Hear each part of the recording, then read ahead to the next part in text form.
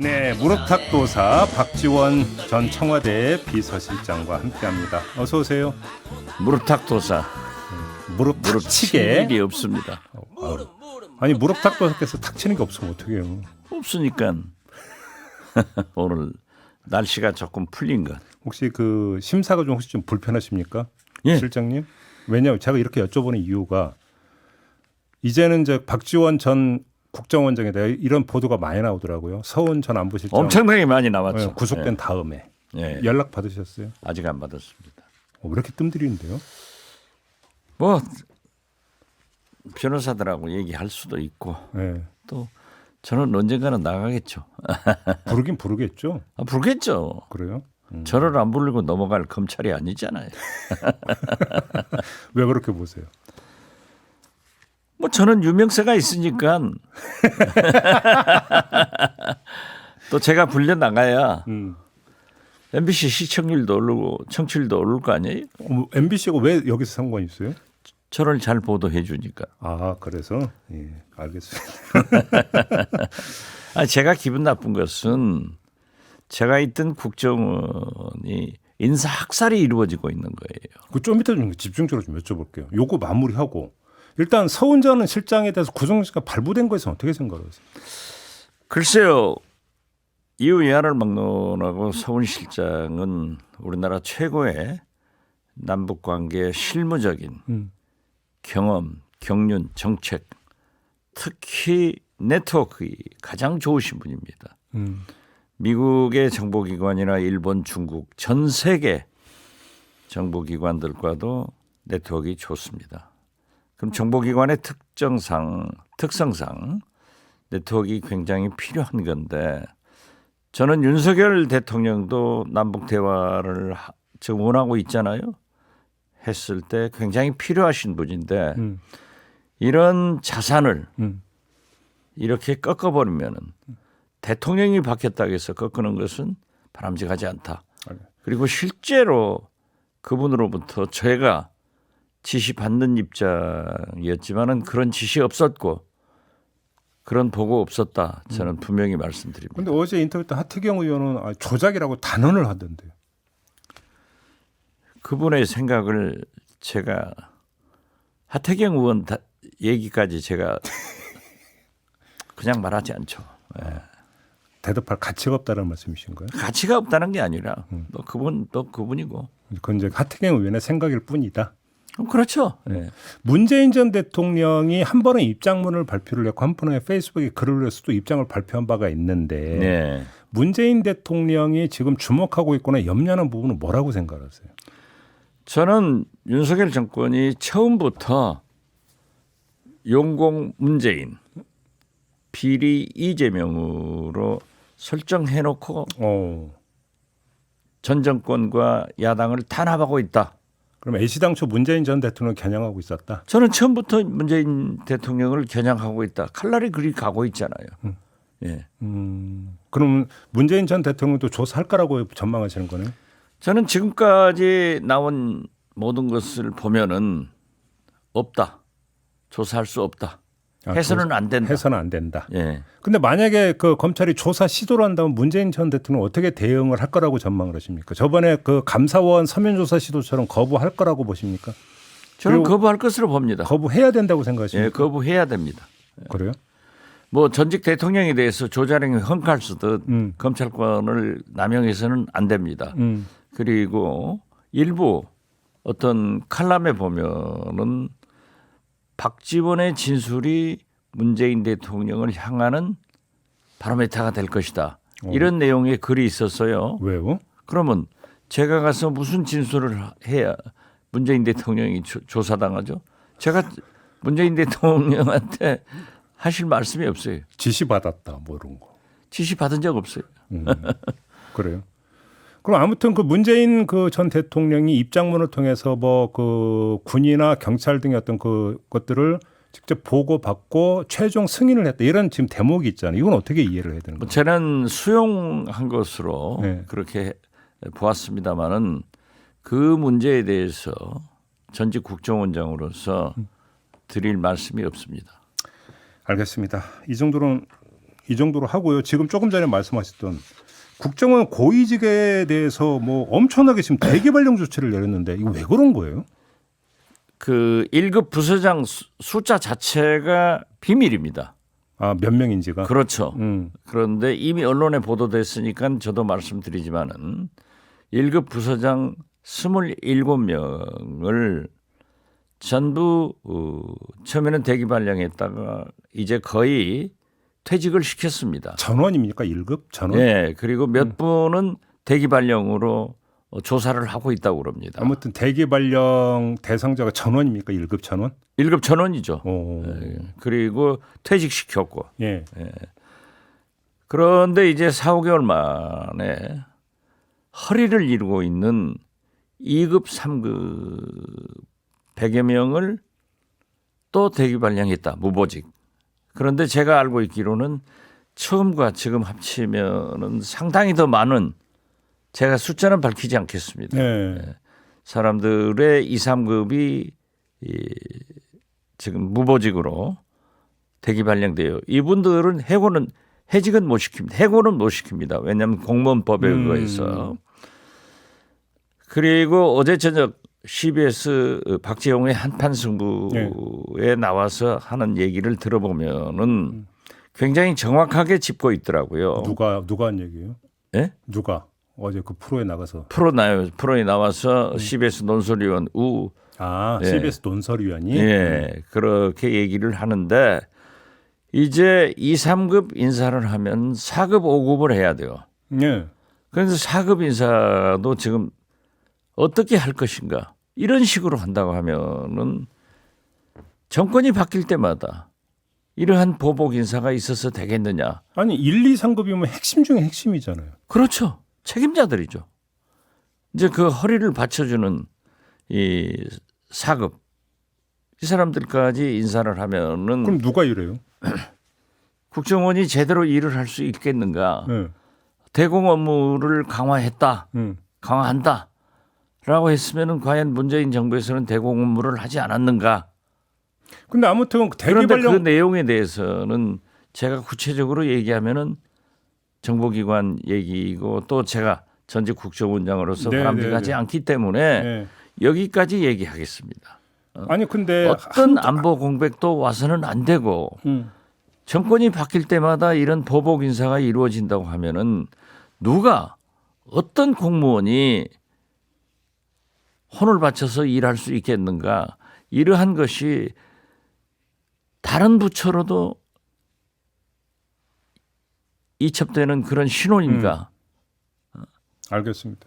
그러면 일단 저는 이 뉴스를 보고 제일 먼저 떠올랐던 게 얼마 전에 국정원 기조실장이 교체가 됐잖아요. 그때 네. 이제 나왔던 이야기가 인사에 대해서 윤석열 대통령과 생각이 달랐다 이런 보도가 있었는데 혹시 그 인사라는 게 이거 얘기하는 겁니까? 아니면 다른 건입니까? 이러한 얘기였습니다. 그러니까 어제 그 한판 승부에서도 얘기를 하던데 조상준 전 기조실장은 완만하게 하자.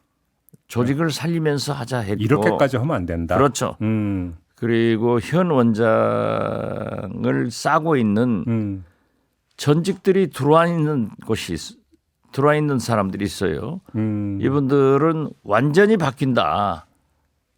이런 얘기를 했다고 그래요. 그래서 저도 그 보도를 보고 뭐 얘기 들은 바는 있지만은 말할 수는 없습니다. 왜?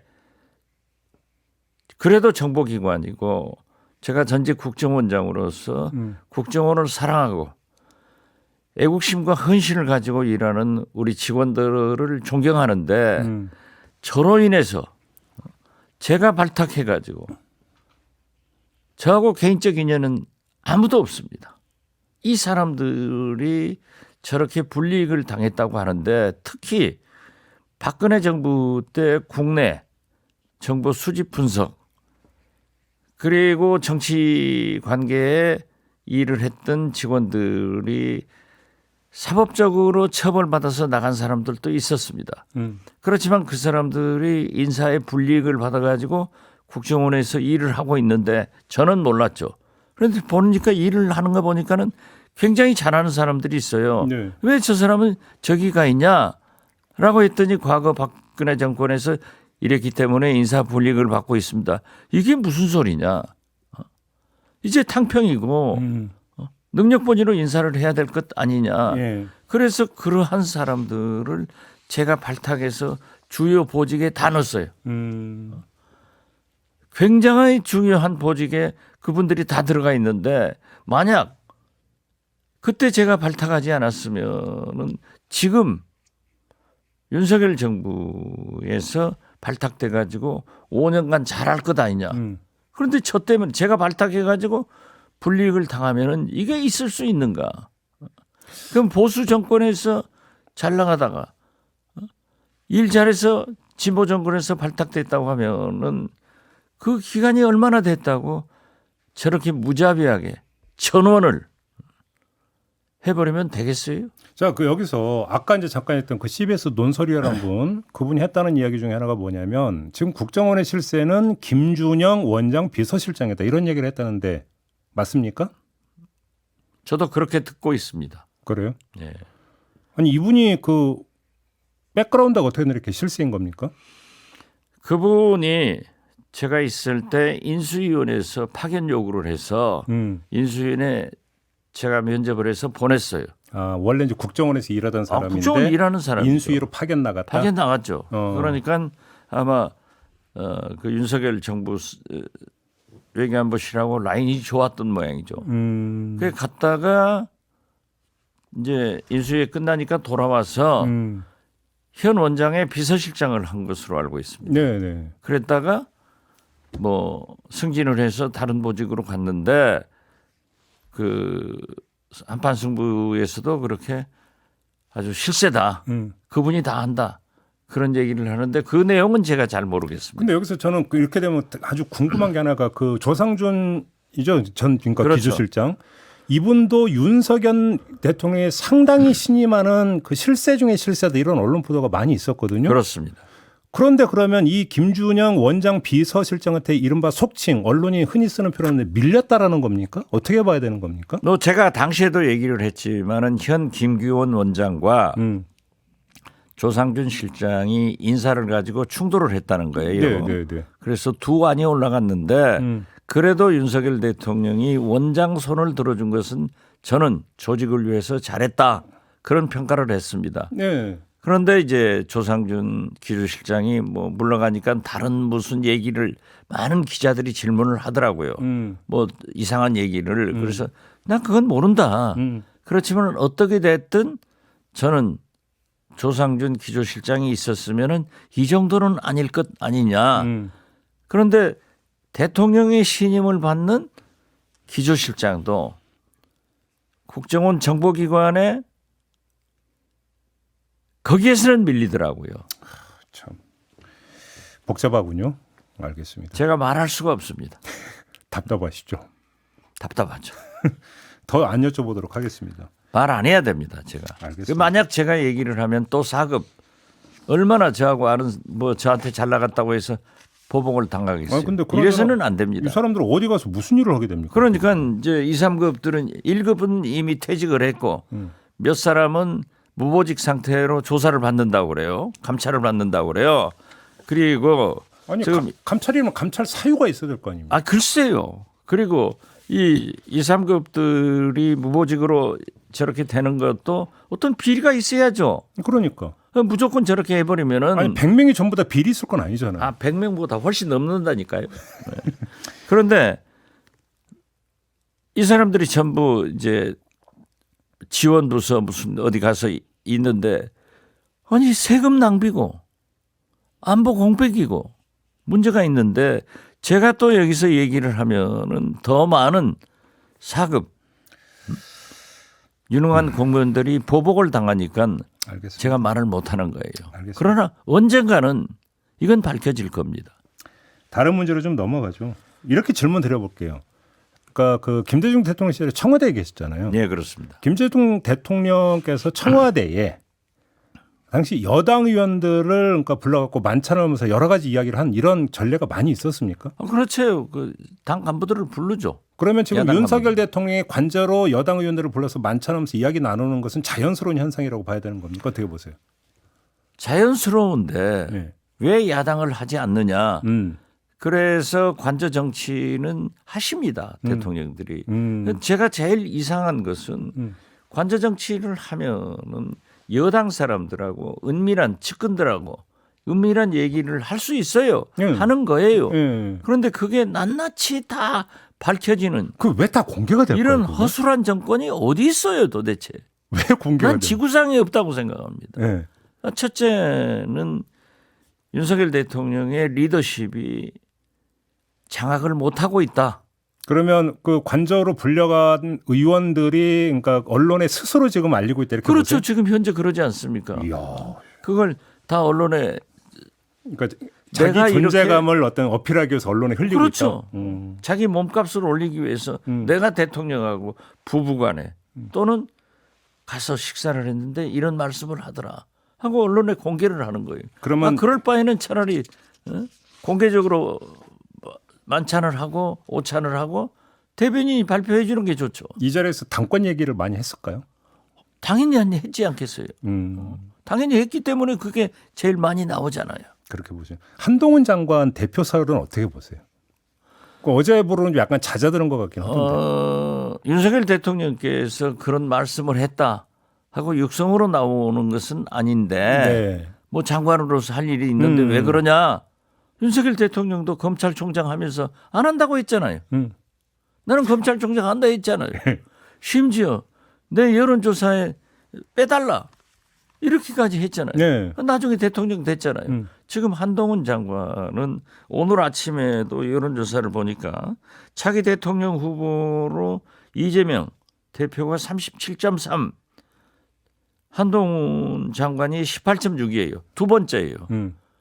그리고 이거 좀 어느 여론조사인지 좀 올려주세요 모니터에. 네. 국민 리서치 국민 리서치에서 한 거. 예. 하고 에이스 리서치가 공동 조사한 건데 예.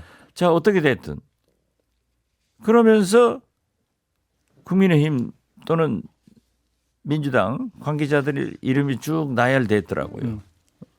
1등 아니에요. 그러니까 그래서 누구도 모른다. 그거는 저는 생물이라. 윤석열 대통령께서 그렇게 말씀하셨다는 것이 알려졌지 말씀하신 내용은 지금 공개적으로 안 됐어요. 알겠습니다. 그래서 저는 설사 윤석열 대통령이 지금은 장관이니까 또 앞으로 더 크게 쓸 테니까 정치를 거론하지 마라 네. 라고 했다가 하더라도 정치는 생물이라 몰라요. 그렇죠. 알겠습니다. 노무현 대통령도 문재인 대통령한테 당신 정치하지 말라. 공개적으로 했어도 했잖아요. 네. 마무리를 해야 될 거네요. 지금 그 실장님께서 말씀하신 여론조사는 뉴시스가 국민 리서치 그룹과 에이스 리서치를 의뢰해서 4일부터 6일까지 실시된 여론조사 결과고요. 자세한 내용은 중앙선거 여론조사 심의위원회 홈페이지를 참고하시면 됩니다. 이 점 전해드리면서 무릎탁도사 마무리하도록 하겠습니다. 고맙습니다, 실장님. 네, 감사합니다. 지금까지 박지원 전 청와대 비서실장과 함께했습니다.